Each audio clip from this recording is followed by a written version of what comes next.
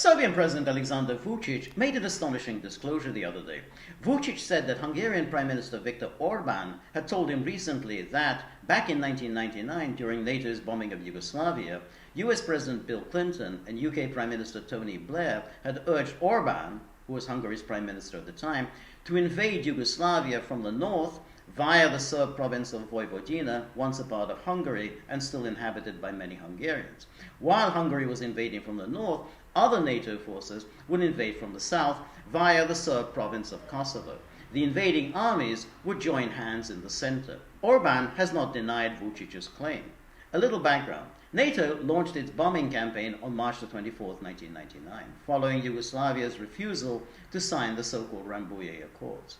The accords were drawn up by US officials and, as they admitted subsequently, were designed to be so humiliating to the Serbs that they would have no choice but to reject them. Once the Serbs said no, NATO would be able to launch its long-planned bombing campaign. Inserted into the Rambouillet Accords was the notorious humiliating Appendix B, which granted NATO forces not only unrestricted right to move throughout Yugoslavia, but also total immunity from all laws of Serbia and Yugoslavia. The Yugoslav government did indeed say no, as any self-respecting government would. Within hours of the Serbs' rejection, NATO was launching its first bombs. NATO expected immediate capitulation. How could a tiny country presume to stand up to the most powerful military alliance in the world? Instead, the Serbs hunkered down and defied NATO.